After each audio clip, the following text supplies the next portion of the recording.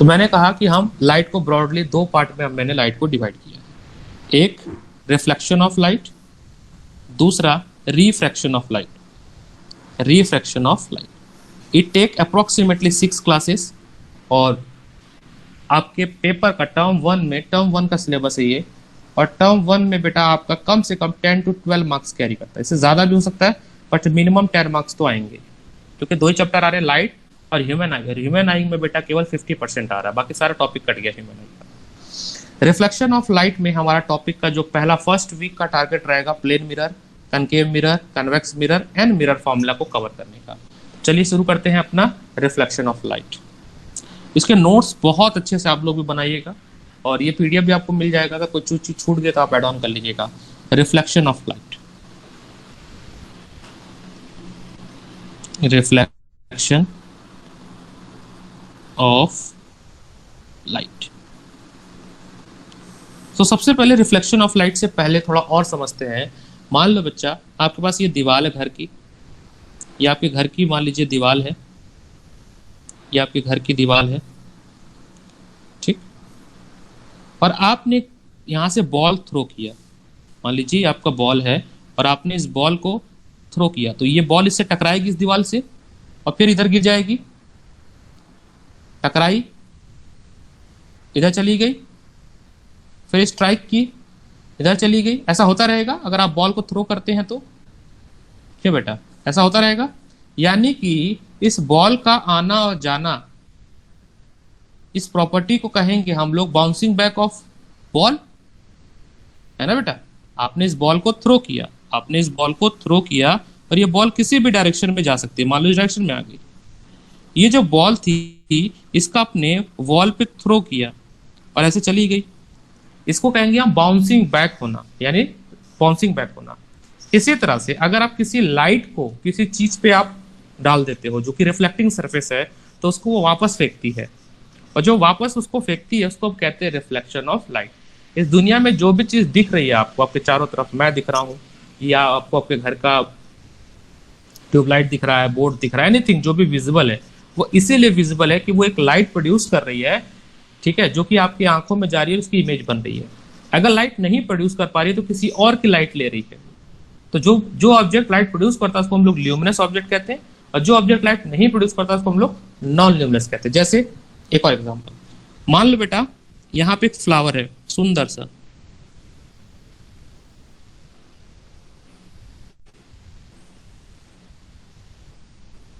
अब ये फ्लावर कोई लाइट प्रोड्यूस नहीं कर रहा है, ये फ्लावर कोई लाइट प्रोड्यूस नहीं कर रहा है, बट यहाँ पे है आपने सन है, यहाँ पे मान लीजिए सन है या बल्ब है, इस सन की लाइट जो है इस फ्लावर पे गिरेगी, इस सन की लाइट जो है इस फ्लावर पे गिरेगी। और मान लीजिए आप यहाँ पे खड़े हैं, यहाँ पे, ठीक। तो ये लाइट जब इस पे गिरेगी तो गिरने के बाद ये रिफ्लेक्ट होके आपकी आंखों में जा रही है, रिफ्लेक्ट होके आपकी आंखों में जा रही है, जिससे आपके ब्रेन में कहीं पे इसकी इमेज बन रही है, इसकी इमेज आपके ब्रेन में बन रही है। कैसे बनती है वो ह्यूमन आई का टॉपिक है, बट फिर भी मैं आपको यहाँ पे समझता हूँ इमेज बनती कैसे। ये मान लीजिए है आपकी ह्यूमन आई,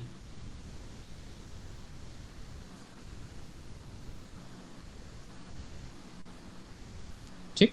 ये जो बाहर का हिस्सा होता है उसको हम लोग पिपल्स कहते हैं, और इसके पीछे एक लेंस लगा होता है, इसके बारे में हम और डिटेल से पढ़ेंगे। एक लेंस है और यहाँ पे ये पिपल्स होता है आई बॉल पे, ठीक है, जो कि कंट्रोल करता है कि कितनी लाइट इंटर करेगी। तो मान लीजिए अगर यहाँ पे कोई फ्लावर रखा हुआ है, इसकी रोशनी जाएगी आपकी आंखों में और इसकी इमेज बनेगी आपके रेटिना पे। किस पे? ये रेटिना है, this is your retina.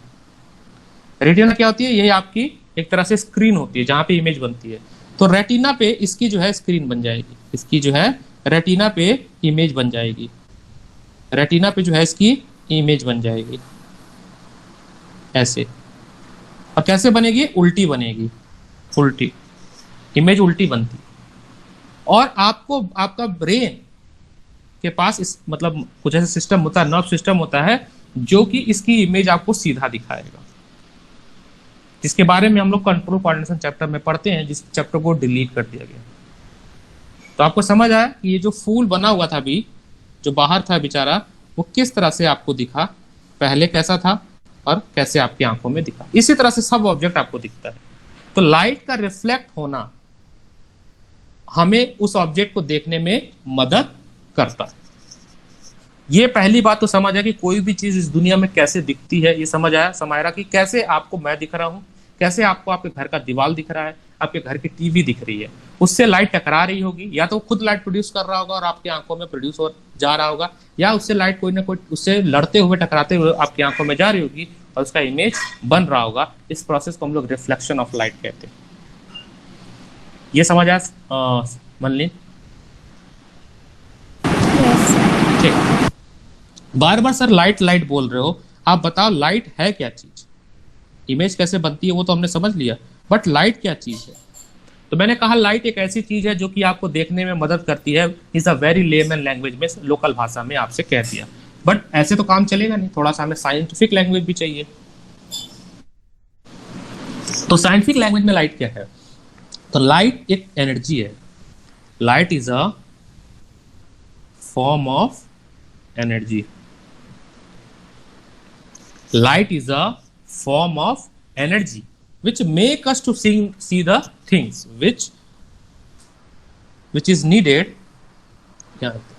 which is needed to see things around, या हमें अपने चारों तरफ देखने में मदद करती है। लाइट नहीं होगा तो कोई भी चीज हमें नहीं दिखे, है ना। अच्छा, लाइट की कुछ प्रॉपर्टीज हैं क्या? पहली प्रॉपर्टी है कि लाइट जो है, light always travels in straight line. आप कह सकते हो सर ये कैसे आप कह रहे हो कि स्ट्रेट लाइन में ट्रेवल करें? तो मैंने कहा कि हल्का सा अगर आपको याद हो तो क्लास 8 में एक एक्टिविटी कराई गई थी कैंडल वाली।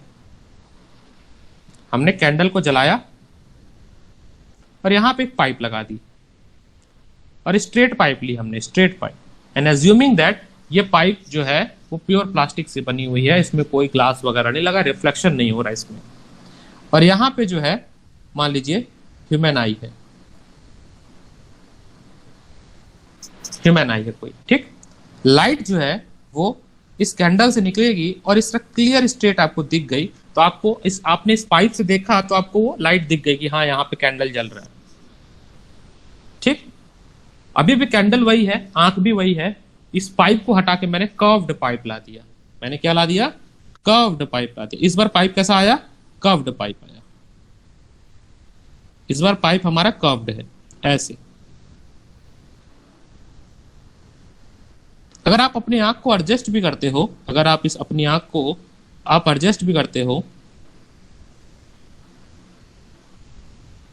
यहां पे लाख लगाते भी हो, तो क्या फिर भी आपको दिखेगा? लाइट ऐसे निकलेगी, ऐसे लाइट निकलेगी और ये क्या होगी? स्ट्राइक हो जाएगी, इस पे लड़ जाएगी। हमें पता चला कि लाइट जो है स्ट्रेट लाइन में ट्रेवल करती है। आगे जीवन में कभी और पढ़ोगे फिजिक्स, अगर आप हायर क्लासेस में जाओगे तो पढ़ोगे light is a travel in a wave like form, light is a in the form of particle. वो सब आपके सिलेबस का पार्ट नहीं है। अभी के लिए इतना जानना है कि लाइट जो है वो सीधी रेखा में चलती है। किसमें चलती है? सीधी रेखा में चलती है, यानी कि स्ट्रेट लाइन में ट्रेवल करती है। लाइट क्या है? स्ट्रेट लाइन में ट्रेवल करती है। जब हम लाइट पढ़ ही रहे तो हम बता दें कि speed of light in air वो होती है 3 × 10⁸ मीटर पर सेकेंड। तो काफी तेज, इसकी स्पीड बहुत तेज होती है। 3 × 10⁸ मीटर पर सेकेंड, मतलब 1 मीटर में 3 × 10⁸ मीटर की डिस्टेंस से कवर कर लेती है। तो लाइट जो है काफी तेज चलती है, काफी ज्यादा स्पीड में ये ट्रेवल करती है। बाकी लाइट का डुअल नेचर था वो हम आगे जीवन में पढ़ेंगे। ओके, हमने टॉपिक शुरू किया था रिफ्लेक्शन ऑफ लाइट से। रिफ्लेक्शन ऑफ लाइट से हमने बताया था कि how image form in human आई, ये मैंने बताया। फिर मैंने बताया लाइट क्या चीज होती है। अब फिर वापस आते हैं हम अपने वापस टॉपिक पे, रिफ्लेक्शन ऑफ लाइट। मान लीजिए इस बार आपके पास मिरर है, क्योंकि हमें पढ़ना तो मिरर ही है। ये है आपका मिरर। मिरर क्या होता है बेटा? मिरर क्या होता है, एक ट्रांसपेरेंट ग्लास लीजिए और उसके एक साइड पे पॉलिश कर दीजिए, उसके एक साइड पे पॉलिश कर दीजिए, तो वो क्या बन जाएगा, मिरर बन जाएगा। किससे पॉलिश करिए, किसी ऐसे कलर से जो रिफ्लेक्टिंग सरफेस बन जाए, जैसे सिल्वर से हमने पॉलिश कर दिया, तो एक सरफेस क्या बन जाएगा बेटा, रिफ्लेक्टिंग, और दूसरा सरफेस क्या बन जाएगा, नॉन रिफ्लेक्टिंग। जैसे ये मेरा मोबाइल है, अगर आपको दिख रहा है, अगर मैं इसके बैक साइड पॉलिश कर दूं और ये ग्लास है अगर, तो ये वाला साइड क्या बन जाएगा, रिफ्लेक्टिंग सरफेस बन जाएगा, और ये वाला साइड बैक पीछे वाला नॉन रिफ्लेक्टिंग सरफेस बन जाएगा। तो अगर मैं एक लाइट, मान लीजिए एक लाइट में कहीं से इस पे डाल देता हूं किसी तरह से, फॉर एग्जांपल टॉर्च जला दिया मैंने, तो ये जो पहली लाइट आ रही है, इस लाइट को कहते हैं हम लोग इंसिडेंट रे। क्या कहेंगे हम उसको, इंसिडेंट रे। और ये इंसिडेंट रे जब टकराएगी इससे, मिरर से, तो ये फिर रिफ्लेक्ट होके ऐसे जाएगी, और जब रिफ्लेक्ट होके जा रही है तो इसको हम लोग कहते हैं रिफ्लेक्टेड, और ये क्या था, मिरर था। सो रिफ्लेक्शन क्या होगा, the process of sending back of light ray when fall on the surface of object और reflecting surface, this is known as reflection of light. तो डेफिनेशन क्या होगा, the process of sending back the light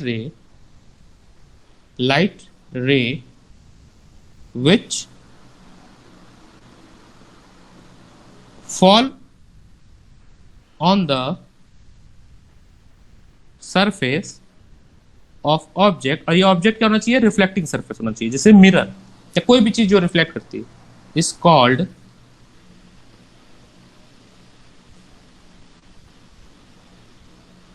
reflection of, या एक अगर हम एक line में बोले, the bouncing back of incident ray, the bouncing back of incident ray is known as reflection of light. अब बार बार हम मिरर ऐसा नहीं बनाएंगे, हम मिरर बनाएंगे कैसा, तो हम अपनी फिजिक्स में मिरर बनाने का कुछ पैरामीटर की, अगर हमें प्लेन मिरर बनानी है तो ऐसे एक लाइन खींचेंगे, पीछे की तरफ ऐसे हम पॉलिश करने के लिए हम ऐसे डैश डैश डैश डैश दिखा देंगे, ये है मतलब कि हम पॉलिश कर रहे हैं, और ये हमारा मिरर है। क्या है, मिरर। क्या है, मिरर है। कोई समस्या बताओ,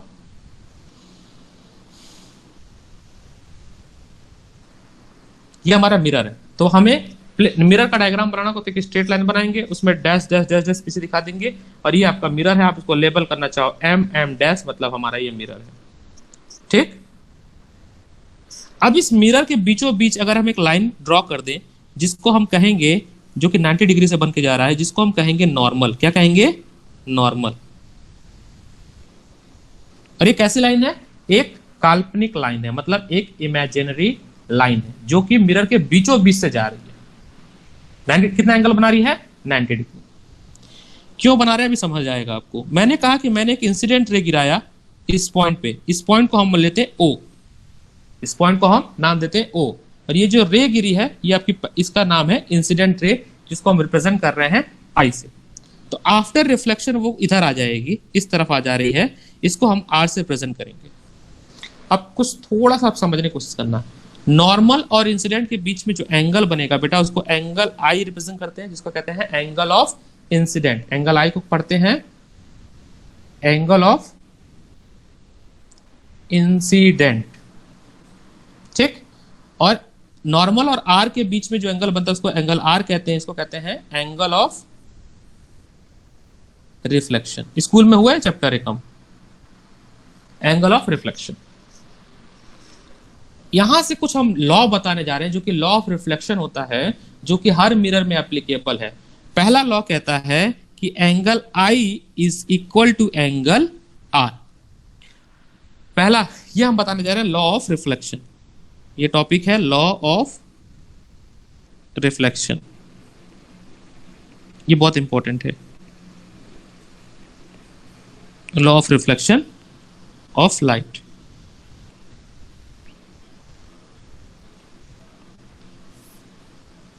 ठीक, इसमें जो फर्स्ट लॉ है वो ये कहता है कि angle of incident, angle of incident must be equal to angle of reflection. और आपको जो सोचने वाली बात है, ये इंसिडेंट एंगल बेटा नॉर्मल और इंसिडेंट रे के बीच में बना है। ये मान लीजिए इंसिडेंट रे है, ये नॉर्मल है, इनके बीच में बना है, ना कि मिरर के बीच में। कभी कभी कंफ्यूज करने के लिए आपको स्टेटमेंट देगा कि एंगल आई जो है वो मिरर और इंसिडेंट के बीच में बनता है, तो ये गलत है, ये स्टेटमेंट गलत है। किसके बीच में बनता है बेटा? नॉर्मल और इंसिडेंट रे के बीच में बनता है। आपका इंसिडेंट रे क्या है? ये वाली। आपका नॉर्मल क्या है? ये वाली। इनके बीच में एंगल बनता है। सिमिलरली रिफ्लेक्शन भी ऐसे ही होता है, रिफ्लेक्टेड रे और नॉर्मल के बीच में बनता है। ये बहुत ज्यादा कंफ्यूजन होता है बच्चों को, आई और आर जो एंगल है उसको लेके कंफ्यूज करते हैं। एक छोटा सा न्यूमेरिकल पेपर में आया था एक बार कि एंगल ऑफ इंसिडेंट दिया था 45 डिग्री, तो मुझे बताओ एंगल आर कितना होगा एकदम? अगर एंगल आई 45 डिग्री है तो एंगल आर कितना होगा? ये छोटा सा सवाल पूछा गया था एक बार, बताओ बच्चों जैसा सवाल, तुम बता दो मन ले।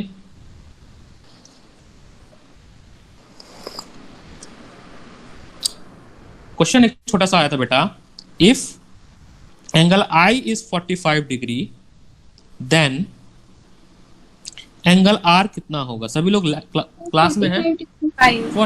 45 ही होगा, क्योंकि अभी मैंने कहा नियम दोनों बराबर है, तो 45। ये छोटा सा सवाल बताओ बच्चों से पूछा गया था। दूसरी बात, दूसरा लॉ का सेकंड पॉइंट देखो बेटा, ये जो ओ पॉइंट है ना, इसको एक नाम कहा जाता है। इसको क्या कहा जाता है बता रहा हूं, इसको कहा जाता है point of incident.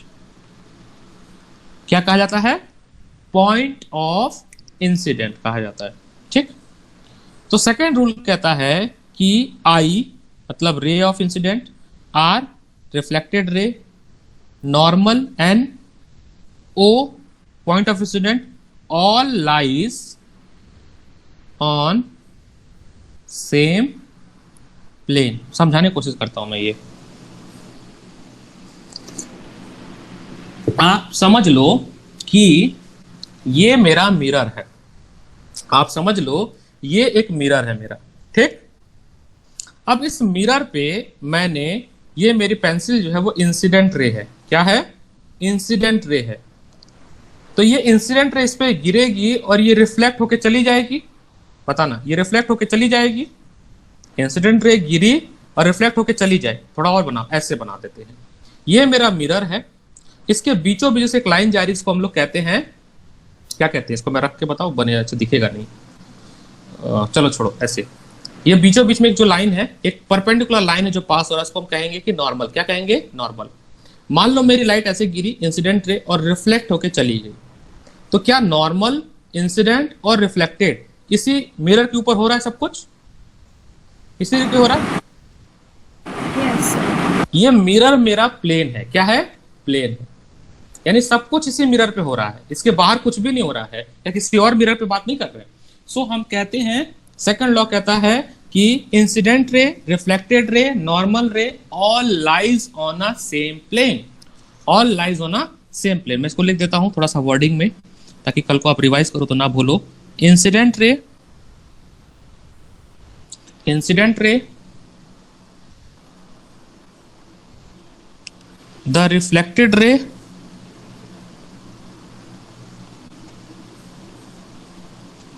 normal, point of incident,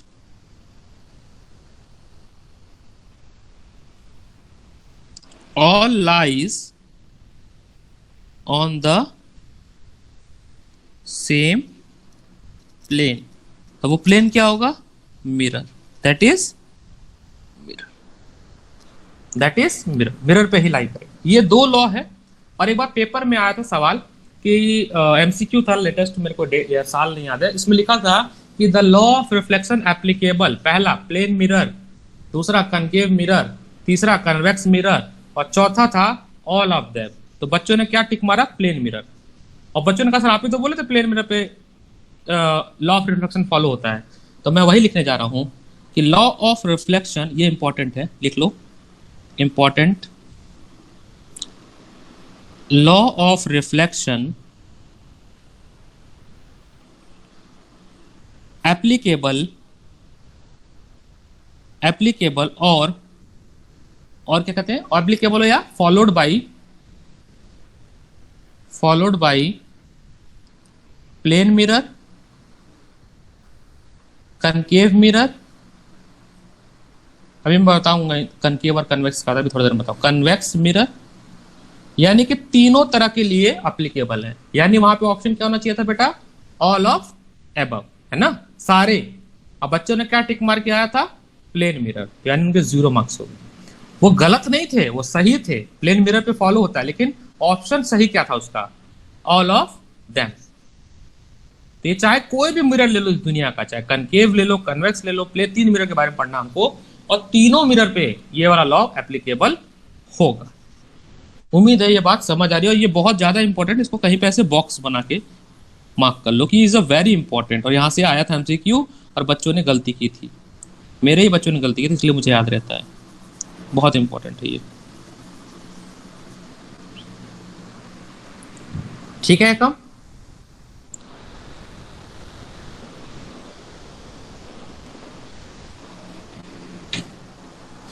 next. हाँ सर आपने वो बोला था कि एंगल ऑफ इंसिडेंस, रिफ्लेक्टेड और नॉर्मल वो सब एक सेम प्लेन पे लाई करते थे, क्योंकि वो मतलब एक ही मिरर पे सब कुछ हो रहा है, पॉइंट्स आ रहे हैं, इसलिए बोला था ना सर। जी जी हाँ, वो रिफ्लेक्शन उसी पे हो रहे हैं, इस वजह से बोला उसी रिफ्लेक्ट उसी पे लाई। जब हम प्लेन चेंज कर देंगे तो हम दूसरे मिरर की बात करेंगे। ठीक है, देख लो, ये मिरर है ना, ये वाला, ये मिरर है, दिस वन, ये मिरर है आपका, यही मिरर है, ये है ना। मैं इसको कई कलर से पॉलिश कर देता कि पता चल जाए, ये मिरर है। अब ये मिरर को अगर आप घुमा दो, मैं इसको इस बार ऐसे बना देता हूं, मिरर आपका इस तरह से बन जाएगा, इस बार ऐसे बना देता हूं, ये है मिरर। ठीक है, इसके बीचों बीच से एक लाइन जा रही है जिसको हम नॉर्मल कहेंगे। क्या कहेंगे, नॉर्मल कहेंगे। ये नॉर्मल है, जो कि काल्पनिक लाइन है। ऐसे इंसिडेंट रे गिरी, मान लो यहाँ पे गिरी पॉइंट ऑफ ओ पे, और ऐसे रिफ्लेक्ट हो गई पॉइंट ओ पे, ये आई बना, ये आर बना, ये आई था, ये आर था। क्या ये सभी मिरर पे नहीं हो रहा है, ये मिरर है, सभी कुछ मिरर के ऊपर नहीं हो रहा है, सभी कुछ मिरर के ऊपर हो रहा है। Yes sir. यानी कि सभी कुछ अगर मिरर के ऊपर हो रहा था, हम कह सकते हैं on the same plane. Plane क्या होता है, एक्स वाई कोऑर्डिनेट, ये प्लेन ही तो है, इज अ प्लेन, एक सरफेस प्लेन होता है। ठीक है, अभी सबको सही है, ये वाला डाउट बच्चों में आता है, इसलिए अच्छा है जिसने पूछ लिया। ठीक है, अच्छा, अगर लाइट, फॉर एग्जांपल आपने लाइट, अभी तो आपने एंगल बना के रखा था, अगर मैं लाइट एंगल ना बना के नॉर्मल पे भेज दूं तो क्या होगा। अगर मैंने लाइट कुछ इस तरह से किया कि वो नॉर्मल से जा रही है, मतलब मिरर के परपेंडिकुलर जा रही, तो क्या होगा, थोड़ा सोचो, दिमाग लगा। अगर लाइट को मैंने मिरर पे इस तरह से डाल दिया, अभी तक तो मैं ऐसे डाला था तिरछा, ये मिरर था और ऐसे तिरछी आ रही तो ऐसे चली जा रही थी।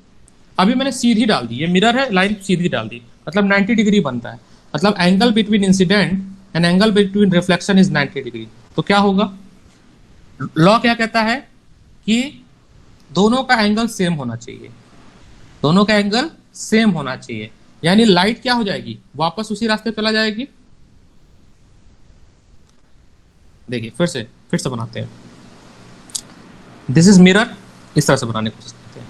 ये मिरर है, ये एसेशन रीजनिंग में आएगा जो बता रहा हूं मैं अभी, जो बातें मैं बता रहा हूं अभी टॉपिक में, ये मिरर है आपका। इसके बीच से एक लाइन जाएगी, उसको हम क्या कहेंगे, काल्पनिक लाइन, नॉर्मल। क्या कहेंगे, नॉर्मल। मैंने कहा कि मैं अपनी जो लाइन है इंसिडेंट रे, वो मैं इस तरह से इस पर डाल रहा हूं, एकदम ऐसे, ये हमारी इंसिडेंट रे। यूं कह लो कि पैरेलल है मिरर के, या यूं कह लो परपेंडिकुलर है मिरर के, यूं कह लो पैरेलल है नॉर्मल लाइन के। तो एंगल ऑफ इंसिडेंट जो बनेगा नॉर्मल से, वो कैसा बनेगा, 0 डिग्री नॉर्मल से, क्योंकि हम नॉर्मल से चेक करते, क्यों Samaira, angle between incident ray and normal कितना डिग्री बनेगा, 0 डिग्री, क्योंकि पैरेलल है, ऐसे ओवरलैप हो रही है, ऐसे ओवरलैप हो रही है। यानी कि अगर 0 डिग्री बन रहा है तो एंगल ऑफ, अच्छा यहाँ पे एंगल ऑफ इंसिडेंट 0 डिग्री है, तो क्या एंगल ऑफ रिफ्लेक्शन भी 0 डिग्री होगा, होगा, पक्का होगा बच्चा।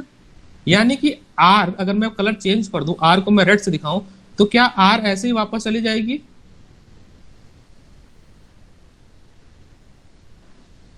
Reflected ray. यानी यहां से कंक्लूजन क्या निकला? यहां से कंक्लूजन ये निकला कि अगर हमारी incident ray perpendicular to plane mirror है तो वो अपने सेम रास्ते पे वापस चली जाएगी। रिफ्लेक्शन होगा लेकिन उसी रास्ते पे वापस चली जाएगी, या इसको कहा जाता है बैक ट्रैक कर जाएगी। क्या कर जाएगी? बैक ट्रैक कर जाएगी। डन। ये बहुत इंपॉर्टेंट है, स्टार कॉन्सेप्ट बता रहा हूं मैं, स्टार कॉन्सेप्ट है ये आपको एसर्शन रीजनिंग में आएगा। वर्डिंग फॉर्म मतलब पैराग्राफ, दो स्टेटमेंट दे देगा। अगली प्रॉपर्टी, फिर से मैं प्लेन मिरर ले रहा हूं अगेन। ये है मेरा प्लेन मिरर। एकम, अगर आप सुन रहे हो मेरी बात को तो रिप्लाई दीजिए यस या नो। सुन रहे हैं आप? बहुत इंपॉर्टेंट चैप्टर पढ़ा रहा हूं, नहीं सुनेंगे तो बहुत दिक्कत होने वाली है। ये है नॉर्मल, ठीक है, मुझे पता है एकम लाइव नहीं है, ठीक है। मैंने अब जो लाइन है वो मिरर के साथ ऐसे रख दिया, मतलब मैंने मिरर के प्लेन कर दिया और परपेंडिकुलर कर दिया किस पे? नॉर्मल पे। यही होगा ना? यही तो होगा। बहुत अच्छा। यानी एक बात बताओ, इंसिडेंट रे ये है, ये इंसिडेंट रे है, मैं जिससे पूछूंगा वो बताएगा। ये है इंसिडेंट रे, और इंसिडेंट रे और नॉर्मल के बीच की एंगल है 90 डिग्री, मतलब एंगल आई 90 डिग्री हुई बच्चा, तो एंगल आर कितनी होगी मल्लिन? 90 डिग्री। अगर मैं रिफ्लेक्टेड रे दूसरे कलर से दिखाऊं, लेट्स से ग्रीन कलर से, तो क्या रिफ्लेक्टेड रे ऐसे ही बननी चाहिए सर? नीचे चली जाएगी ऐसे, तभी तो 90 बनेगी। ये 90 बनेगी। यानी हुआ क्या? हुआ यूं कि अगर आपने मिरर के पैरेलल लाइन भेज दी तो रिफ्लेक्शन नहीं होगा। ये कौन सा केस है? No reflection. ये गांठ मार के याद कर लेना बेटा, एकदम दिमाग में कहते हैं ना वो छप जाना चाहिए ये सवाल। हाँ, मैं इस तरह समझ लो कि अगर कोई भी लाइट मिरर के पैरेलल जा रही है, ऐसे समझ लो ये है मेरा मिरर, मेरा मोबाइल मेरा मिरर है, मैंने लाइट ऊपर से रखा है ऐसे ऐसे भी, ये मेरा पेंसिल मेरा क्या है? लाइट है। तो अगर ये लाइट है, समझ लो ये मेरा मिरर है ब्लैक कलर का, ये लाइट है, तो लाइट ऐसे ही पास हो जाएगी, रिफ्लेक्शन नहीं होगा, रिफ्लेक्शन नहीं होगा, रिफ्लेक्शन नहीं होगा, ऐसे चली जाएगी ना। अगर ऊपर जा रही है तो ऊपर चली जाएगी, नीचे जा रही है तो नीचे चली जाएगी। बात समझ रही है? पास हो जाएगा, मतलब ये मिरर अब मिरर नहीं रहा, ये बिहेव करेगा as a transparent glass, behave as a transparent glass. Glass से दिखता है ना आर पार, देखते हो ना, फिर आर पार दिख जाता है, इस पार से उस पार दिख जाता है। Now my ray will be pass like this, no reflection take place. लेकिन if light are perpendicular then reverse back हो जाएगा, then reverse back हो जाएगा। ये दोनों बातें आपको बहुत ज्यादा याद होनी चाहिए। ये अच्छे से देख लो, बना लो, अपनी कॉपी में डिटेल बना लो। Very very very very important. मैं कितना इंपॉर्टेंट बोलूं इसको? Very important, very 10 to the power 10 important, बहुत इंपॉर्टेंट है, बहुत ज्यादा इंपॉर्टेंट है। हाँ बोलो। हाँ, पहले वाला जब आपने केस बताया था सर, उसमें वो परपेंडिकुलर थी ना? मिरर के परपेंडिकुलर थी, मिरर के परपेंडिकुलर थी पहले वाले केस में, लेकिन नॉर्मल के पैरेलल थी। सेकंड केस में लाइन जो है वो पैरेलल है मिरर के, लेकिन परपेंडिकुलर किसके है? नॉर्मल के। यही अंतर है, यही फंसेगा आदमी। इसी में कंफ्यूजन यहीं पे मुझे पता है ना, मुझे पता बच्चे कहाँ कंफ्यूज होते हैं, मुझे पता यहीं पे कंफ्यूजन होता है। ये मतलब यहाँ देखो फिर से केस 1 में देखो, नॉर्मल नीचे की तरफ है, मिरर सीधी है, ये मेरा हाथ, ये वाला हाथ मेरा मिरर है, ये नॉर्मल है। लाइट अगर नॉर्मल के पास आती है, नॉर्मल से पैरेलल आती है और परपेंडिकुलर मिरर, तो वो उसी रास्ते पे वापस चली जाएगी, उसी रास्ते पे वापस चली जाएगी। फिर ये मेरा मिरर है और ये मेरी नॉर्मल है। अगर लाइन मेरी नॉर्मल के परपेंडिकुलर गिरती है और मिरर के पैरेलल गिरती है तो वैसे ही चली जाएगी, no reflection take place, no reflection take place. ये तो मैंने समझाया आपको, थीटा लेके कॉन्सेप्चुअली समझाने की कोशिश की कि ये तो मैंने लॉ प्रूफ कराया कि लॉ अभी भी होल्ड हो रहा है, बट रिफ्लेक्शन हो रहा है कि नहीं हो रहा वो दिखाने की कोशिश किया। सेकंड केस में रिफ्लेक्शन नहीं हो रहा है, लाइट पास हो जा रही है डायरेक्ट।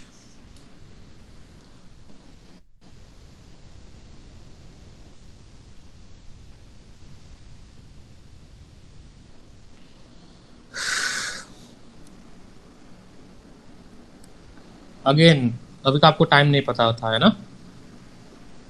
सर मुझे 3:30 लग रही थी क्लास। मैंने मैसेज डाला था, इवन कॉल भी किया था।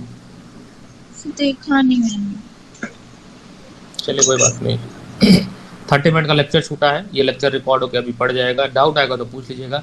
है सच बहुत इंपॉर्टेंट नहीं है, बस इंट्रोडक्शन ही चल रहा है अभी भी, इतना ही पढ़ रहा है। एक पेज ये पढ़ा हमने, सर मैंने दूसरे अटेंड पेज, कर रखा लाइट का इंट्रोडक्शन। हाँ लाइट का आपका इंट्रोडक्शन अटेंड किया तो वही चल रहा है फिर से, ठीक है।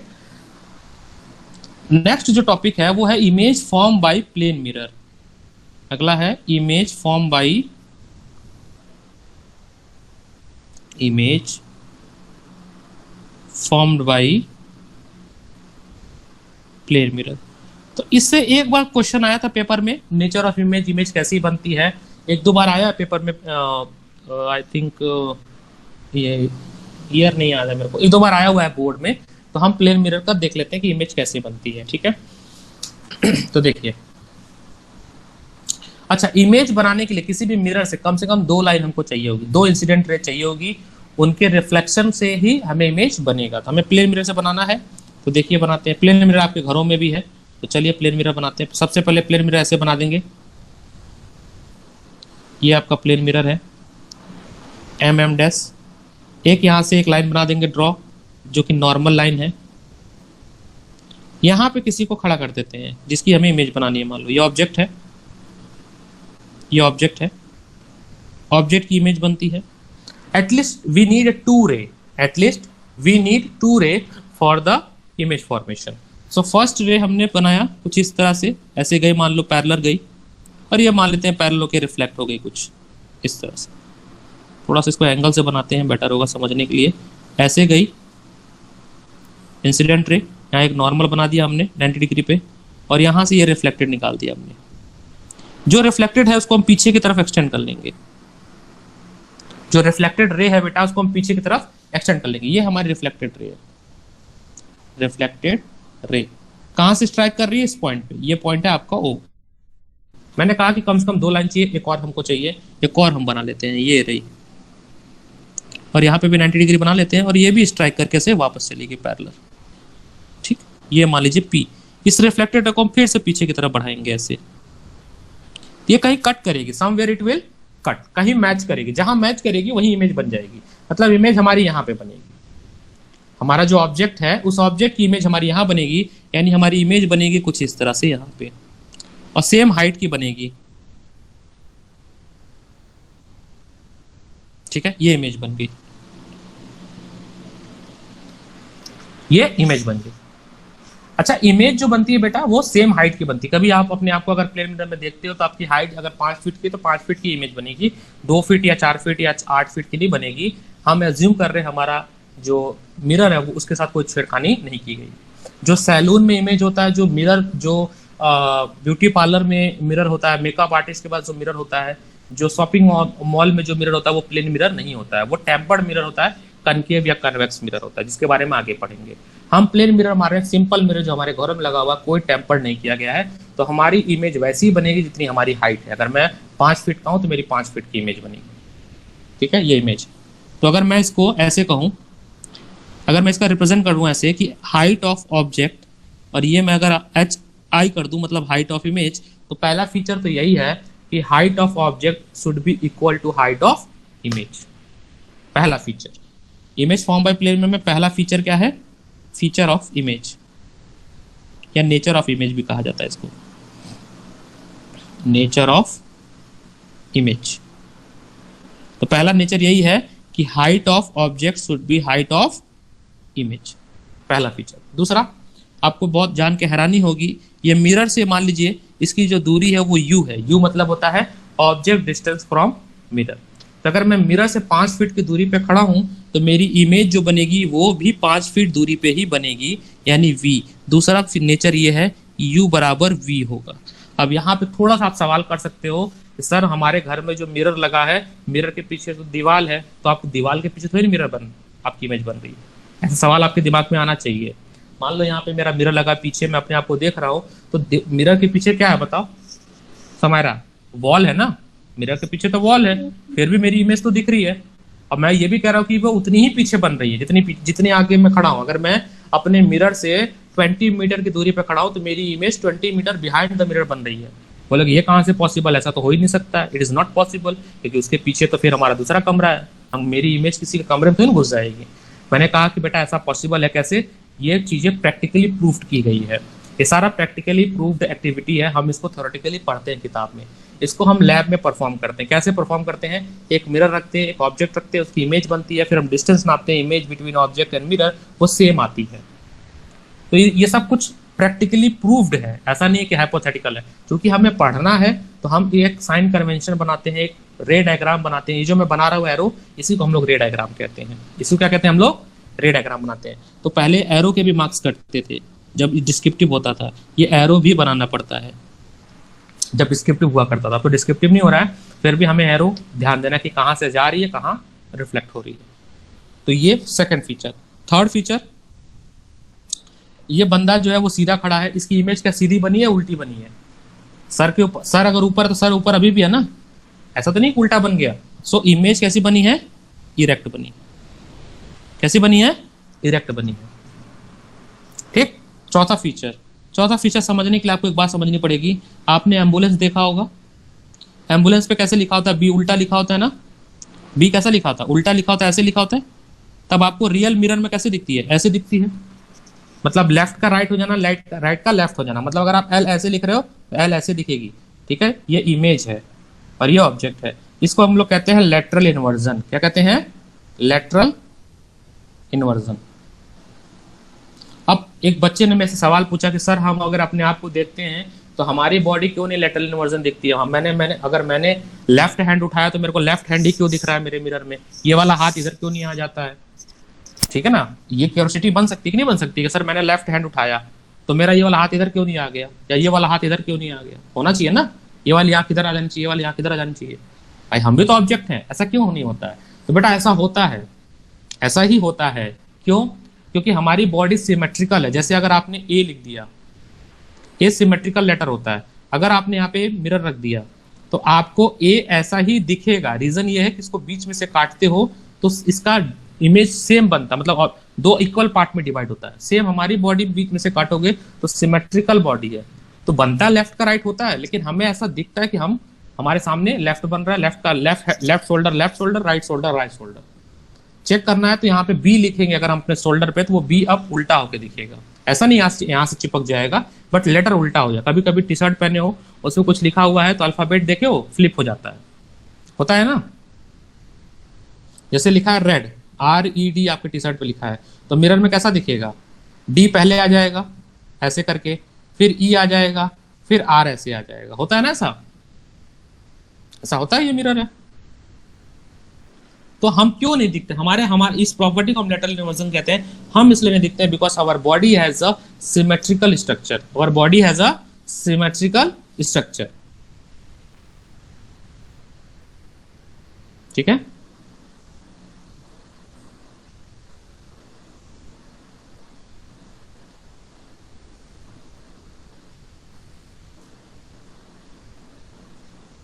सही है।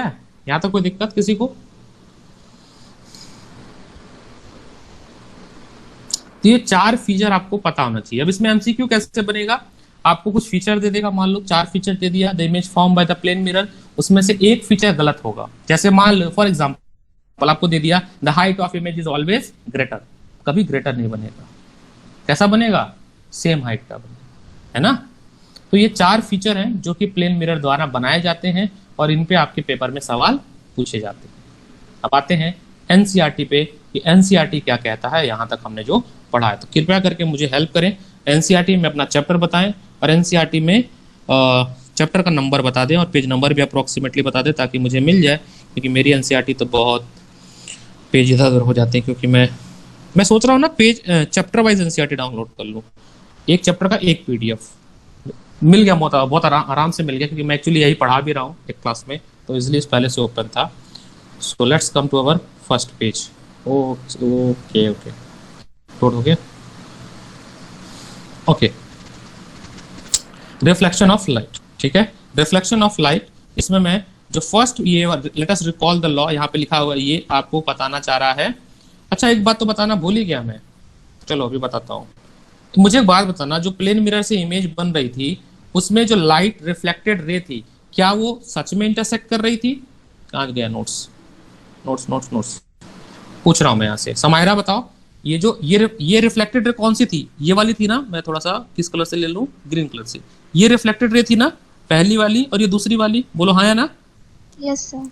क्या देखो, मैंने कहा image form if reflected ray intersect each other. मैंने क्या कहा? इमेज फॉर्म्ड इफ रिफ्लेक्टेड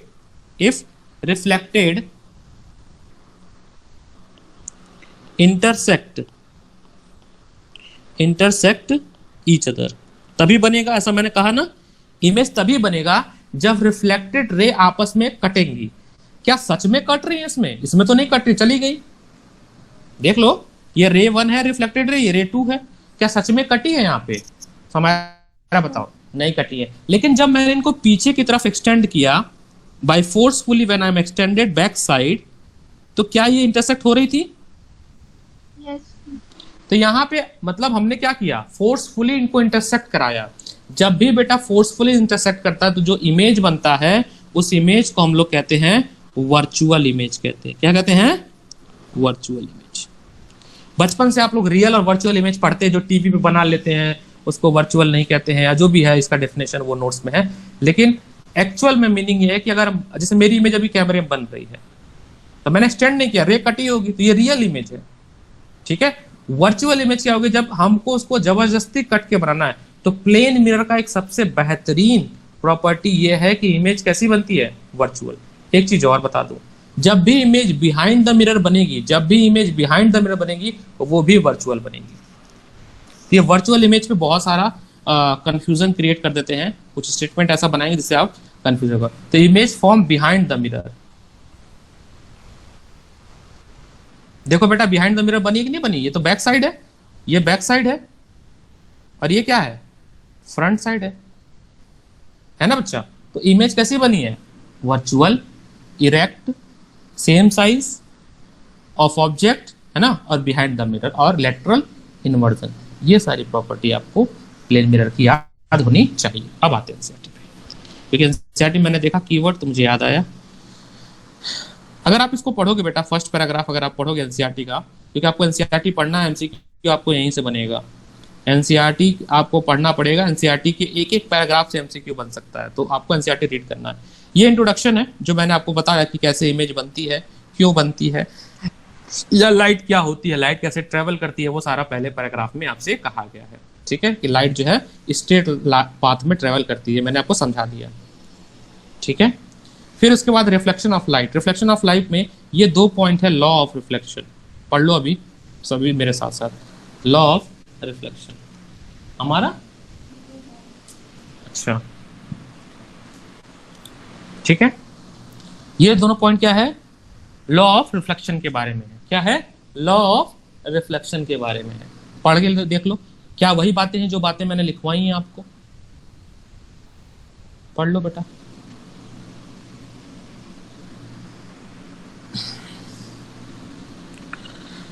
बेटा एक बार मैसेज जो है ना 255 तक, सभी लोग 255 या 250 तक अपने व्हाट्सएप चेक कर लिया करिए।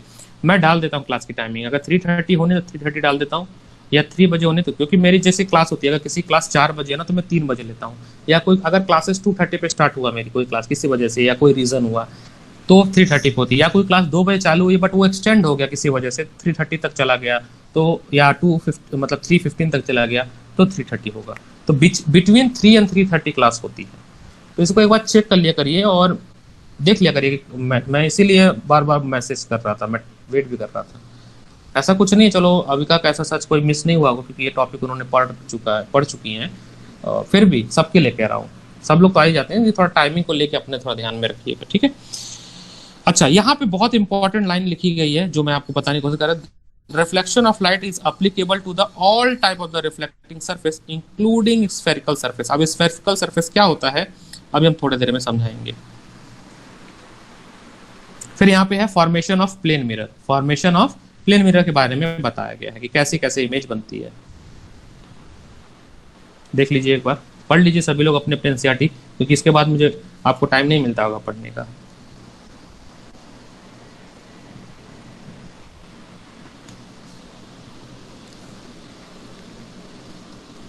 एक स्पून देना।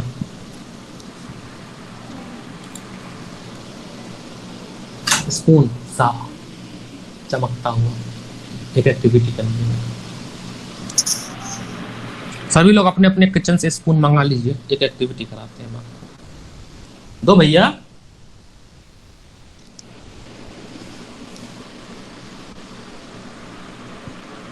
एक्टिविटी 10.1, अपने कमरे में से अपने किचन से स्पून मंगाई और एक एक्टिविटी कराते हैं। देखिए अभी अच्छा लगेगा आपको।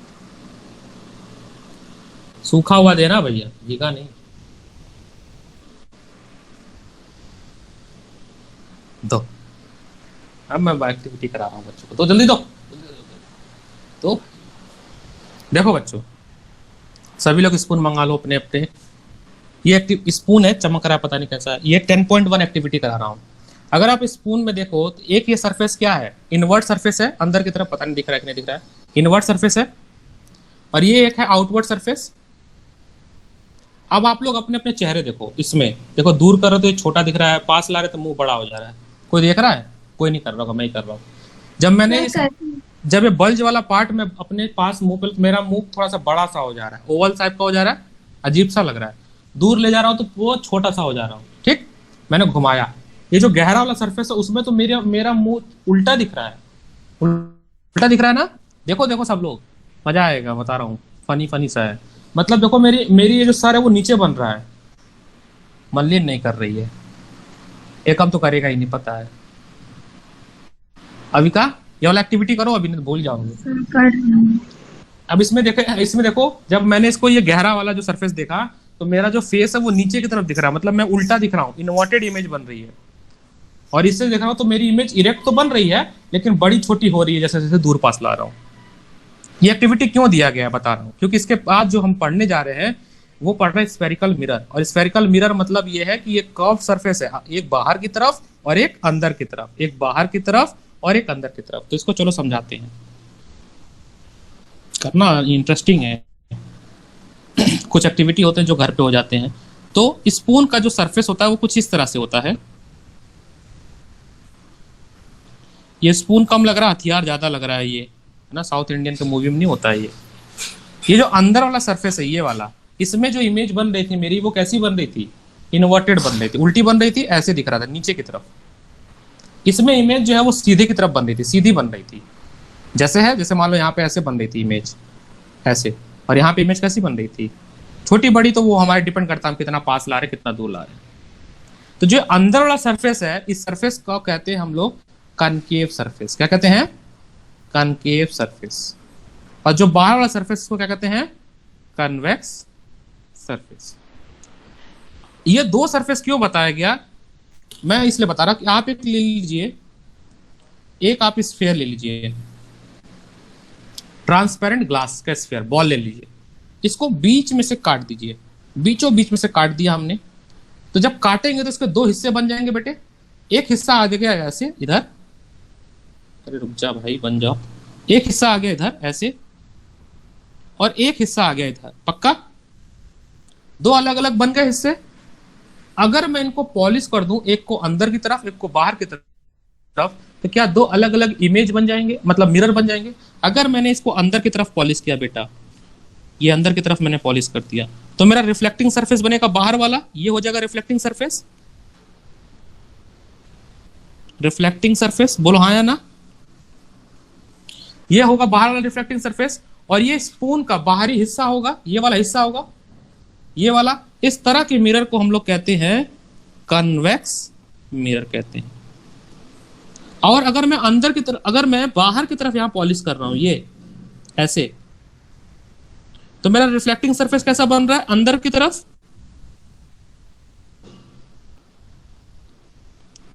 सरफेस, और इस तरह के मिरर को हम लोग कहते हैं कनकेव मिरर।